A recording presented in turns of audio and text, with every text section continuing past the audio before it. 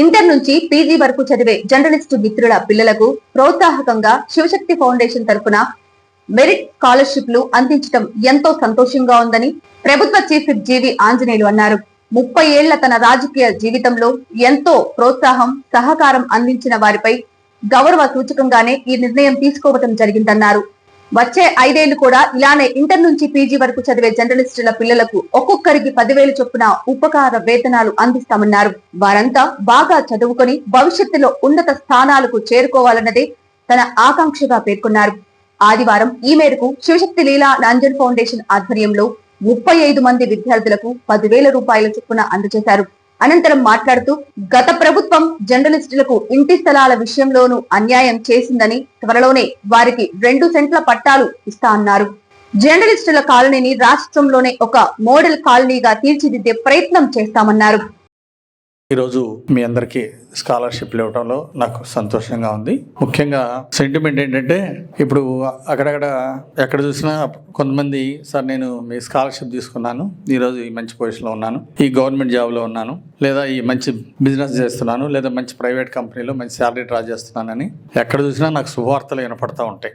అదొక సో ఆ సెంటిమెంటు చాలా బలంగా ఉంది. శివశక్తి స్కాలర్షిప్ మాకు అందిందంటే డెఫినెట్గా ఫ్యూచర్లో మేము మంచిగా సెటిల్ అవుతామని స్టూడెంట్స్ మాట్లాడుకోవటం నాకు ఎంతో ఆనందాన్ని ఇచ్చింది, సంతృప్తినిచ్చింది.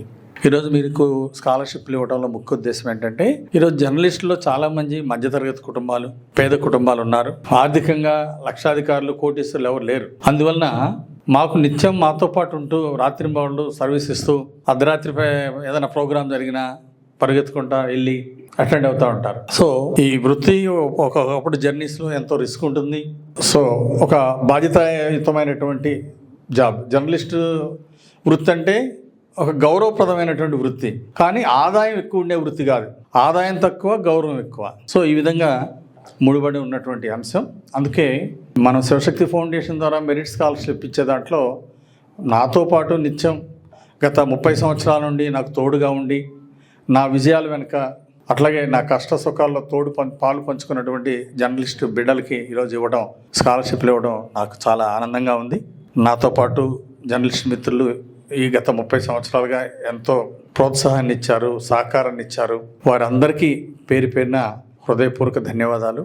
జర్నలిస్ట్ సోదరులందరికీ కూడా ఇది మీ మీద ఉన్నటువంటి గౌరవంతో ఈరోజు పిల్లలకి ఇవ్వడం జరుగుతుంది. అంతేకాదు ఎవ్రీ ఇయర్ రానున్న నెక్స్ట్ 5-6 ఇయర్స్ కూడా ఎవ్రీ ఇయర్ పిల్లలకి ఇంటర్ నుండి పీజీ దాకా చదివే పిల్లలకి ఇదే విధంగా మనం స్కాలర్షిప్లు ఇవ్వడం జరుగుతుందని సందర్భంగా తెలియజేస్తున్నాను. ఒక్కొక్కరికి 10,000 రూపీస్ మన ఫౌండేషన్ ద్వారా ఇవ్వడం జరుగుతూ ఉంది. మీ అందరికి కూడా అంటే భవిష్యత్తులో మీరు బాగా చదువుకొని ఉజ్వల భవిష్యత్తుకి ఎదగాలి, మంచి ఉద్యోగాలు సాధించాలి, లేదా మంచి బిజినెస్లో ఉన్నత శిఖరాలకు ఎదగాలని నేను ఆకాంక్షిస్తున్నా.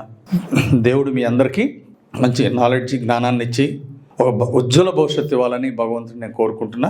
శివశక్తి ఫౌండేషన్ ద్వారా చేసే ఈ చిన్న ఉపకారానికి నాకు చాలా సంతోషంగా ఉంది. మెయిన్గా ఇచ్చే అమౌంట్ తక్కువైనా ఇది మీకు భవిష్యత్తులో ఒక గొప్ప ఉన్నత శిఖరాలు తీసుకెళ్తుంది అని నేను ఆశిస్తున్నా. నా చేతి మీదుగా స్కాలర్షిప్లు ఇచ్చిన వాళ్ళు చాలా మంచి పొజిషన్లో ఉన్నారు. అలాగే మీరు కూడా మంచి పొజిషన్లోకి వెళ్ళాలని, మంచి పొజిషన్లో ఉండాలని మనస్ఫూర్తిగా కోరుకుంటూ, జర్నలిస్ట్ సోదరుల యొక్క సమస్యలు ఉన్నాయి. 1 సెంటు వైసీపీ ప్రభుత్వంలో 1 సెంటు ఇవ్వడం చాలా బాధాకరమైనటువంటి విషయం. ఎవరూ చేయకున్నటువంటి పని. ఒక పెద్ద ఇల్లు కట్టుకుంటే అందులో బాత్రూమ్ అంత ఉంటుంది.